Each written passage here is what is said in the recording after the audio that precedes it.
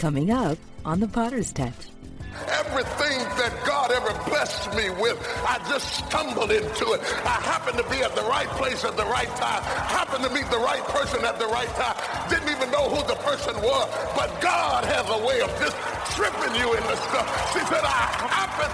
Oh my God, I feel the roof about to come off of this place. Somebody's about to stumble in this place. That's why the devil's been trying to kill you and destroy you, because he knew. This is the Potter's Touch. Greetings in the name of Jesus Christ, our soon and coming King. I am Bishop T.D. Jakes, and I'm delighted to welcome you to the Potter's Touch. We have a word from the Lord for you today that really is powerful, and it's very important that you understand that many times in our lives, it is not our plans that get us into our destiny. Most of the time, we stumble into the place that God wants us to be. The message today is called Stumbling into Place. When I look back over my own life, many times I didn't even know that meeting this person was going to change my life. That going to Starbucks or something at the time that I did would cause me to have an encounter that would change the next 2, 10, 20 years of my life. Stumbling into place. He's sovereign. He's able to put your feet right where they need to be. But sometimes where he puts them is not where you planned them. Take a look at this and get ready to be blessed.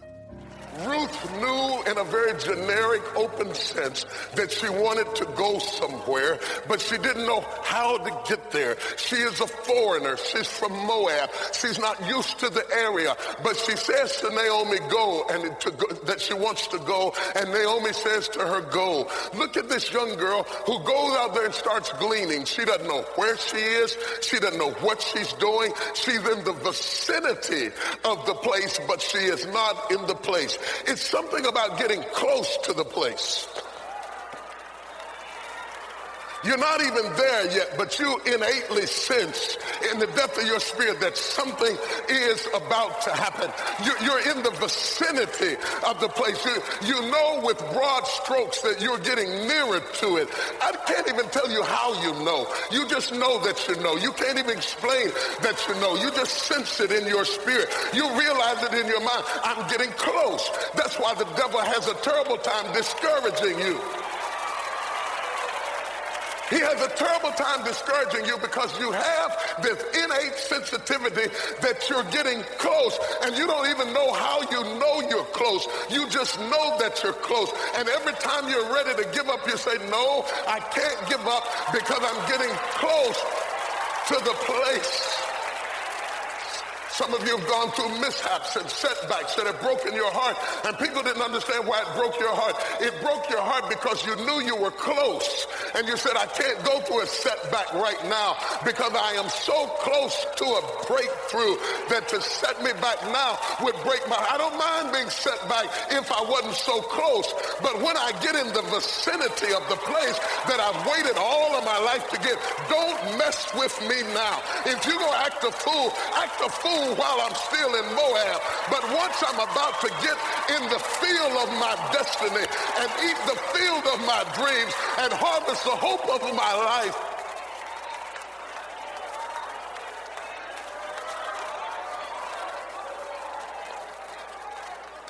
touch your neighbor and say, you're in the right field. You might not be in the right spot, but you're in the right field. You're on the right property. You're in the right location. You're in close proximity. Something is about to happen in your life. Your adrenaline is mounting. Your blood is racing. Your heart is pounding. Your fingers are tingling. Your hair is standing on end. You're excited about stuff you don't understand. You can't have sleep at night because excitement is running through your body. Your veins and arteries feel like a highway. Cars are flying up and down the highway. You feel like something is about to happen.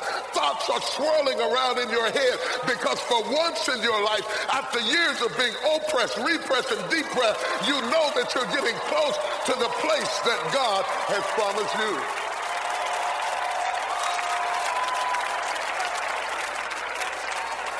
And so she says, when it finally came, I was in the field of my dreams, and I was just gleaning whatever I could. in the field, just catching what I could, enough to sustain me. I wasn't really prospering, but I was surviving. And I had to survive even if I didn't prosper, because I was in the field of my dreams. And I encouraged myself because I knew that something was about to happen. Look at somebody and say, something is about to happen. I don't know the details, but something is about to happen. And she says, think of this with me. She says, while I was just going through the motions, she said, I hopped up on the particular field that belonged to boy. She wants you to understand, and this is from a human perspective. Last week I preached from a divine perspective. From God's point of view, nothing just happens. But God is looking from heaven and we're looking from earth. So Ruth tells us from a human perspective, when it finally happened to me, I just sort of stumbled up on it. I didn't even, what her statement says to me when she says I hopped up on the field, what it says to me is that don't think that I got there because I was so sure of myself. I wasn't so directed. I didn't have details. I had broad strokes. I didn't have detail. When I just sort of stumbled into the place. Didn't even know that this was the place. I stumbled into it. Now look at this. I was just surviving. And in the process of chasing whatever wheat I could find, I came into this area. And I didn't even know that this was the place. Let me explain the place. Everything in Ruth's life was spiraling downward until she come to the place. She is a young woman who has lost her husband, left her home, impoverished, frustrated, and confused, weeping and forlorn, doing whatever she could in a country where she was not particularly welcome. She was a second-class citizen in a first-rate nation. She's frustrated because she knows that she is not legitimately authenticated nor accepted within the confines of the social system to which she aspires.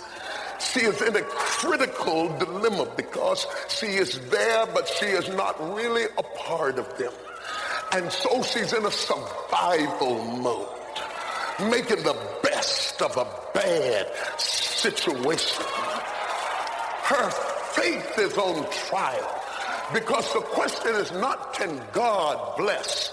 Because God was blessing mightily in Bethlehem.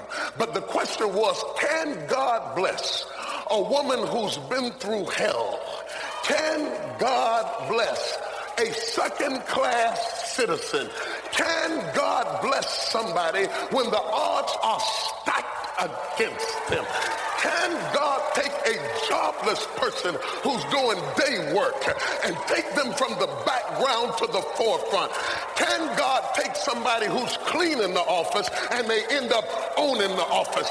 Can God shift your life? My God, somebody help me preach, because I feel something in this place. I don't even care about the sermon. I care about the message. There's something that I need to tell somebody in this place today. I've got to get a word to you. Don't let the devil push you back. Don't let him push you sideways. You've been through too much to be intimidated. You're about to stumble into something now that's about to rock your world. And so she says, this is the place. This is the place where her destiny shifts. She stops going down and she starts to go back because now she's in the place and she stumbled into it. Is there anybody in this room who ever just stumbled into something that completely revolutionized your life? Just stumble. You still can't figure out how you got that job. You know that there were other people competing for the job that were more qualified to get the job. You can't for the life of you understand how you ended up in this position. And every now and then you got to pinch yourself because how you got there doesn't even make sense to you. Is there anybody in here who got something you wasn't even looking for? You wasn't even expecting the position. God just put you in the place. You wasn't even looking for no car. You just happened to be over there. You wasn't even trying to get a house.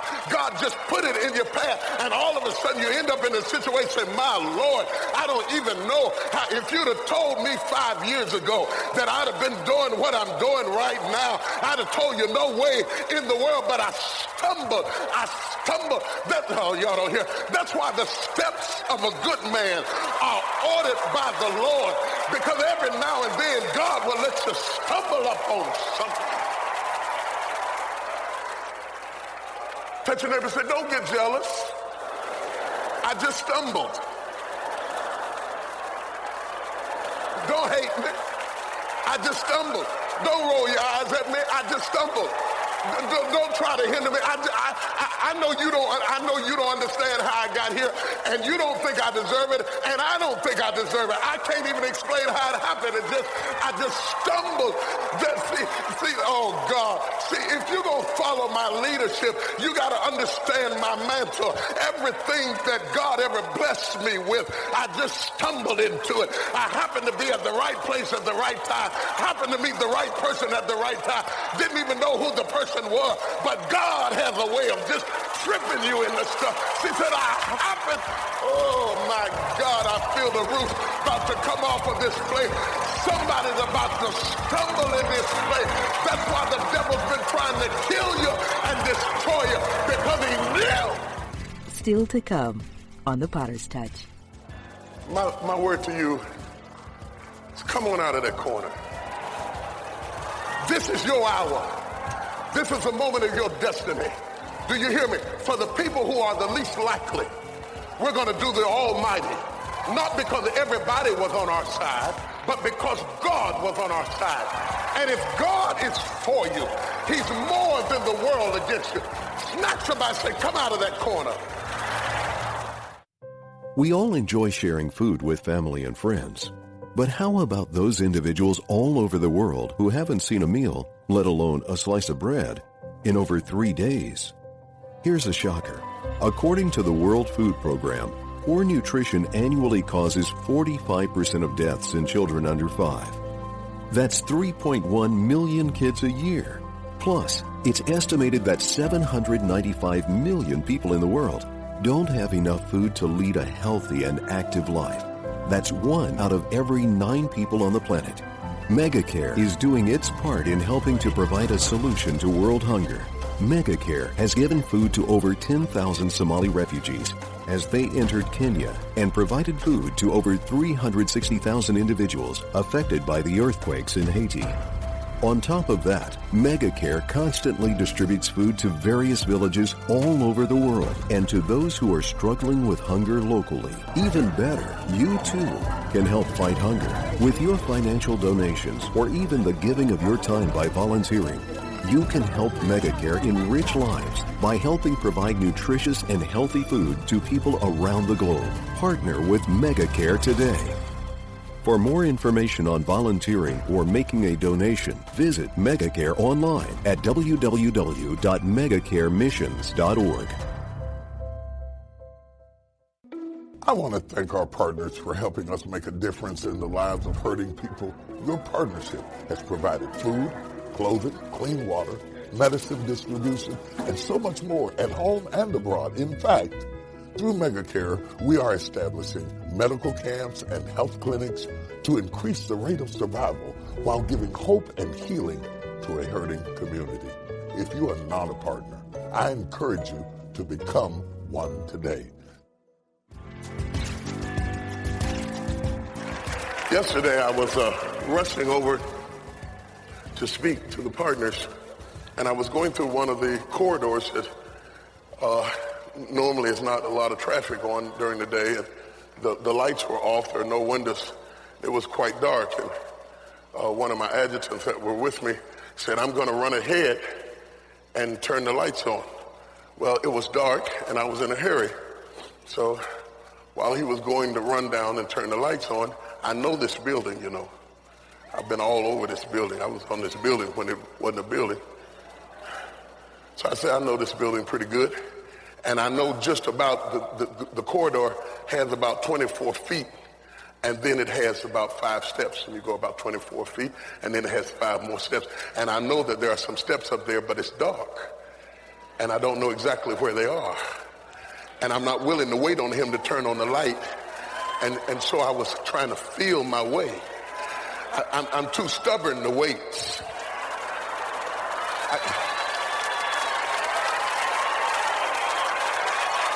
I got too much to do to wait on somebody else to turn my light on.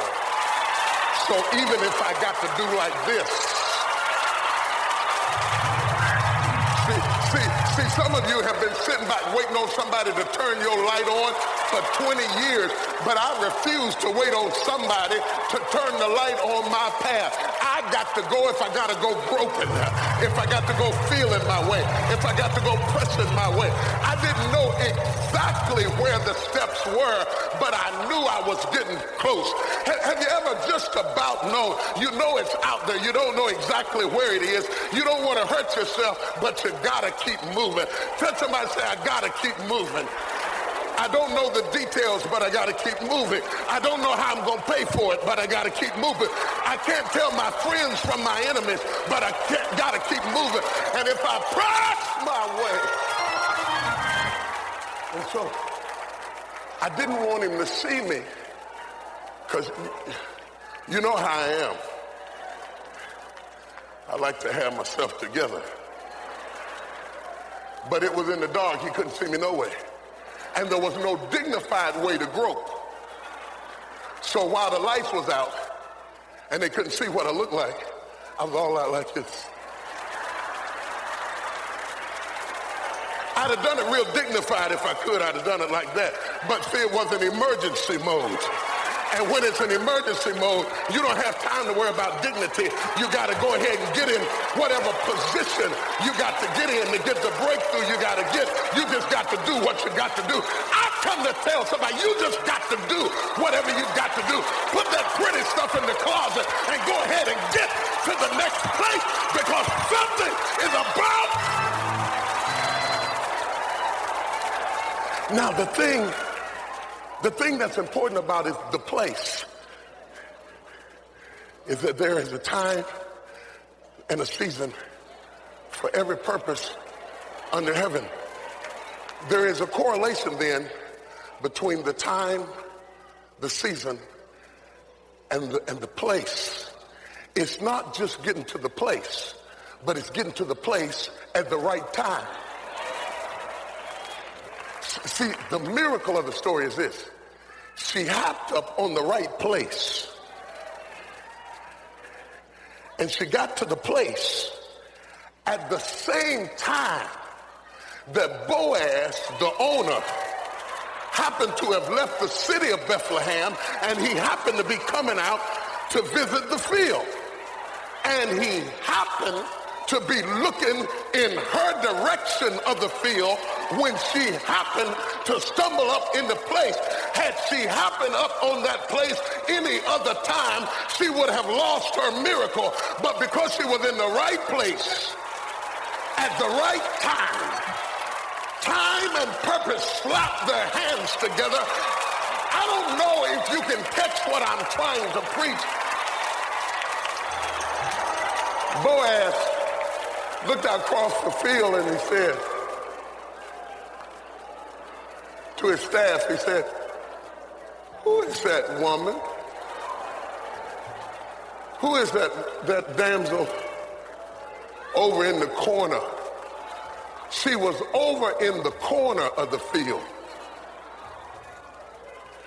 And he says to Ruth, come on out of that corner. My word to you is come on out of that corner.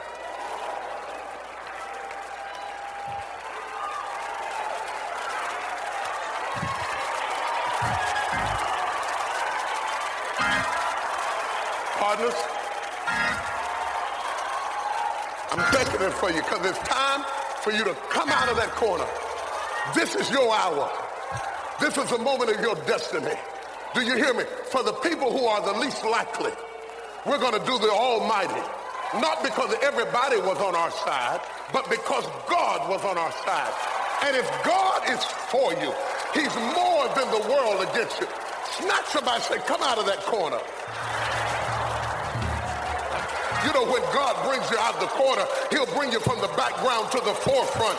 People don't even know who you are or where you came from.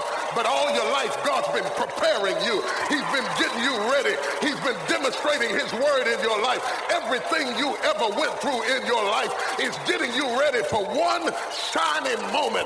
When it is your moment, don't let nobody steal your moment. Don't let nobody have your moment. Let them have your car. Let them have your keys. Give them your hat. Give them your coat. But don't give anybody your moment. This is your moment. And so Boaz says, bring her out of that corner. And he spoke to his staff and he said, there's going to be a woman coming out of the corner and she's going to be behind you in the shadows gleaning. All of her life she's been gleaning whatever she could. But I'm getting ready to make things easier for her. Said she's coming. Touch somebody and say, I'm coming. I may not be there, but I'm coming. I haven't arrived, but. And he said, if you see a comer coming, if you see a comer coming, then leave handfuls on purpose. Don't leave it for anybody. But if you see a comer coming, tell somebody and say, I'm coming. He said, I want you to leave. So what they did, let me show you what they did in case you don't have no video screen in your head. The gleaners didn't take everything out of the field.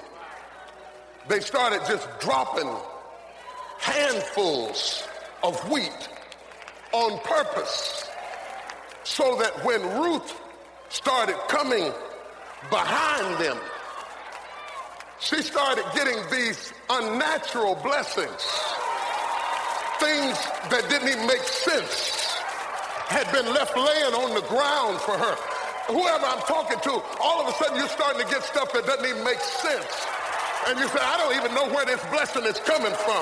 I don't even see how could this be left laying here? You weren't even supposed to get it, but God is leaving you a breadcrumb trail. He's just dropping stuff, and all you got to do is keep coming. Touch somebody and say, just keep coming. I tell you what I'm going to do. I want you to see this. I believe that the reapers in the Old Testament symbolize the angels in the New Testament. For in the New Testament, the Bible, when it says the master spoke to the angels and said, bind them in bundles that they might be gathered, he's talking about reaping the harvest of the earth. I believe, this is me, I believe that the angels who are the staff of God have been commanded to leave handfuls on purpose for comers so that when you're on your way, you hit this place. After struggling to catch whatever you could, you hit this place where it starts just being dropped to you. That's why when we worship, we throw our hands up. Because we believe that when praises go up, blessings just come down. And I believe that God has a way from heaven of just dropping you stuff if you're open to receive it.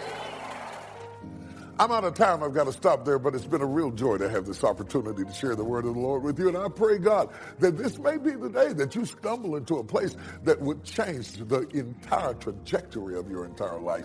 May God bless you and strengthen you. Watch your step now. Here we go. More than you asked for, bigger than you dreamed, and beyond comprehension. God's favor ain't fair. Stop apologizing. Stop feeling bad. Stop trying to explain it, because favor ain't fair. For your gift of any size, you will receive the Favor Ain't Fair 3-message set on DVD. You want to be accepted by your peers when it wasn't your peers that blessed you in the first place. It was the Lord that blessed you.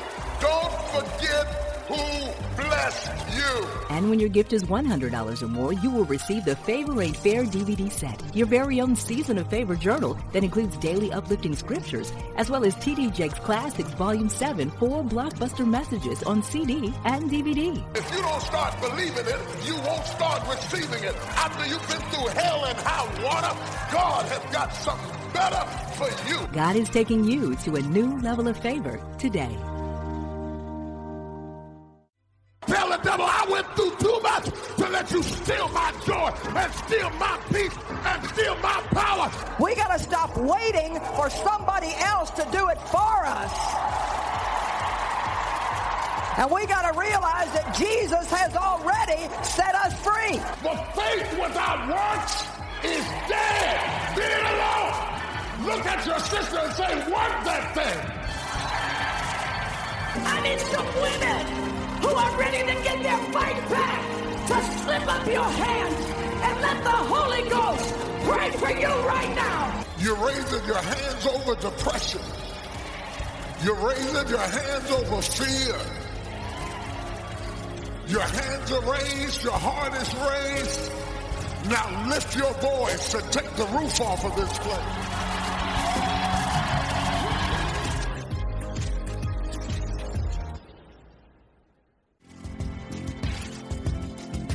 If you don't sweat the small stuff, and you don't take life too seriously, and you don't worry about things, and just keep playing, if you keep a merry spirit, see, a lot of people get so busy and important they stop being happy. But if you just keep a merry spirit and just keep playing, you stumble up on stuff. And God begins to bless you. This is the part.